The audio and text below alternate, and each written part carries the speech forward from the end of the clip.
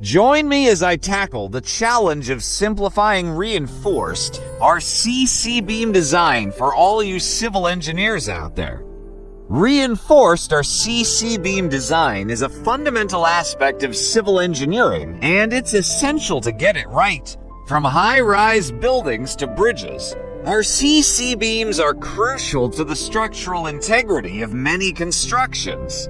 But despite its importance, RCC beam design can be a daunting task, especially for those who are new to the field.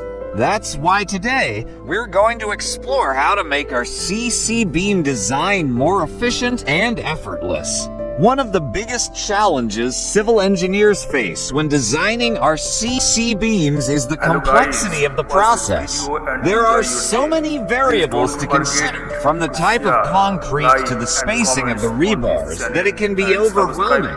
And to make matters worse, the design process can be incredibly time-consuming, taking up valuable hours that could be better spent on other aspects of the project. Another issue is the need for accuracy. A small mistake in the design can have serious consequences down the line. This pressure to get it right can be stressful and affect the overall quality of the design. Furthermore, the complexity of our RCC beam design can make it difficult for engineers to collaborate effectively, leading to communication breakdowns and delays. And finally, the sheer amount of calculations and data required for our RCC beam design can be staggering, making it difficult to keep track of everything. As if these challenges weren't enough, our RCC beam design is often a highly iterative process, requiring multiple revisions and refinements before the final product is achieved. This can be frustrating and demotivating, especially when deadlines are looming. Despite these challenges, our RCC beam design is a critical part of civil engineering, and it's essential to find ways to overcome these obstacles and make the process more efficient. So let's dive into the basics of our RCC beam design and explore some of the key concepts, methods, and tools that can simplify the process for engineers. At its core, our RCC beam design involves calculating the strength and durability of the beam, taking into account factors like the type of concrete, the size and shape of the beam, and the loads it will be expected to bear.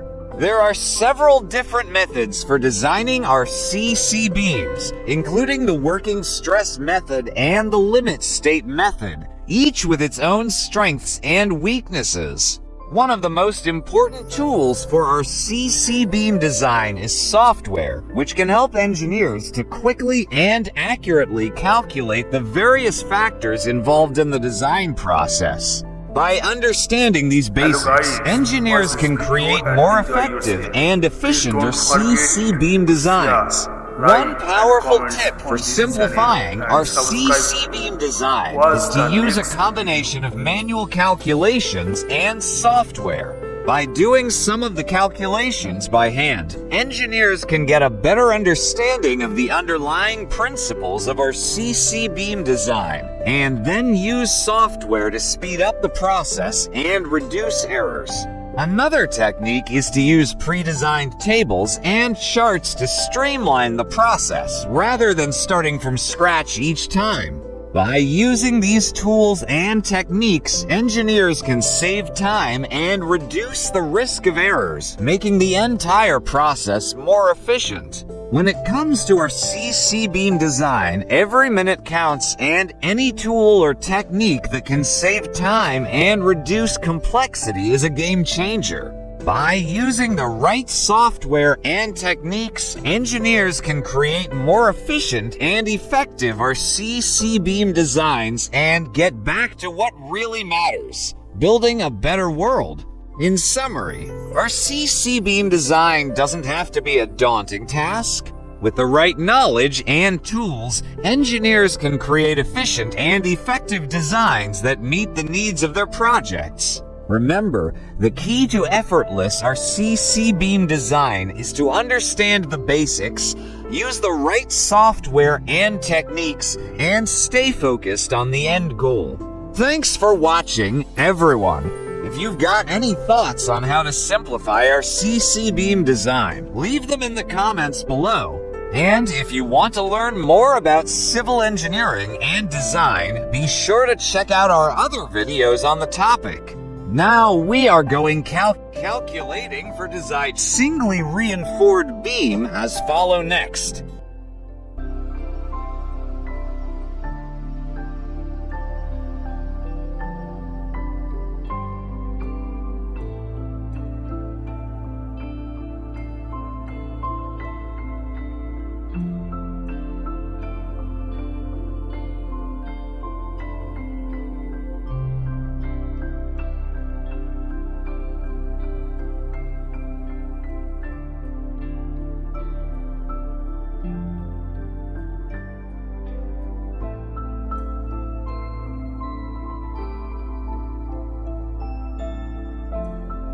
Step-by-step design of a singly reinforced cement beam.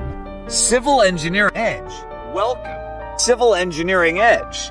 In this video, we will design a singly reinforced cement concrete RCC beam step by step, following his Indian Standard 456 guidelines. We will go through load calculations, moment resistance, steel reinforcement, and shear design. Let's get started. Design a singly reinforced beam to carry a live load of 14,500 Newton a meter. The clear span of the beam is 5.50 meter. The bearing at each end is 300 millimeters. Use M20 concrete and FE 415 steel. Solution: provide a width of 300 millimeters for the beam. Span between centers of bearings equals 5.50 plus 0.30 equals 5.80 meter. Approximate overall depth equals 1/10 x span between centers of bearing equals 1/10 x 5.80 m equals 1/10 by 5,800 equals 580 millimeters. Provide an overall depth of 600 millimeters. Providing 16 millimeters bars at a clear cover of 25 millimeters. Effective cover to the reinforcement equals 25/8 millimeters. Effective depth of the beam equals D equals 600 minus 33 equals 567 millimeters. Center to center distance between the bearings equals 5.80 meter. Clear plus effective depth equals 5.50 plus 0.567 equals 6.067 meter. Load's effective span equals 5.80 meter. TL dead load equals 0.30x 0.60x 25,000 equals 4,500 Newton a meter. LL live load on beam equals 14,500 Newton a meter. Mu equals 28,500 by 5.80 squared. 8 equals 119,008. 119,000 into 1,000. 300 into 1,000. 300 by equals 1.242 steel reinforcement. At limit state the limiting moment of resistance mu. Limit equals 0.138 FCK BD2 FCK equals characteristic compressed BD2 equals 0.138, so mu less than mu limit singly reinforced beam is sufficient. Now percentage of steel required PT equals 51 square root 1 4.6020 x 1.242 415 twentieths equals 0.373%. Area of steel as equals 10 300 by 567 equals 634.50 millimeters. 2. Provide for bars of 16 millimeters dia 800 for square millimeters. Designed for shear force V. Shear stress V. Design shear strength tau C. Shear resistance. Net shear reinforcement required. Spacing of two-legged 8mm stirrups. Provide 8mm stirrups at 300mm. Seat C as per is 456 limits. Clear span equals 5.50 meter. Maximum shear force V equals WL. 2 equals 28,500 x 5 equals 78,375 Newton. Normal shear stress EV equals V per BD equals 78,375. 300 by 567 equals 0.46 Newton per square millimeter.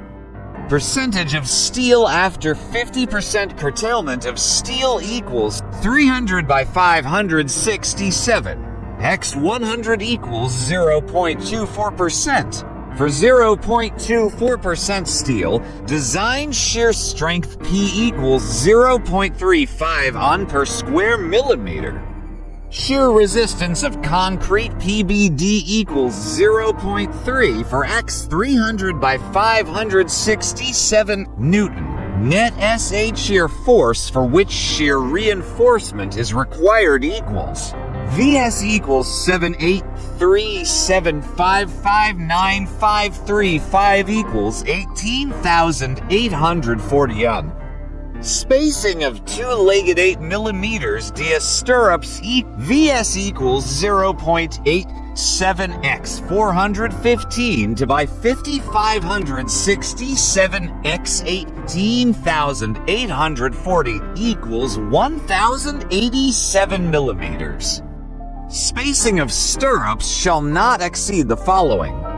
0.75 D equals 0.75 x 567 equals 420. 0.4 B equals 0.87 x to by 50 x 415. 0.4 x 300 equals 301 millimeters. Provide to legged 8mm at 300 millimeters. Seat C. Curtailment of bars. Half the number of bars may be curtailed at a distance of 1/7 of the span between center of bearings. Equals 1/7 x. 5,800 equals 829 millimeters from the center of bearings.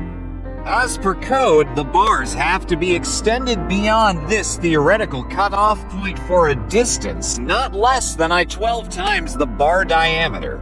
Effective depth 12 times the bar diameter equals 12 by 16, 192 millimeters.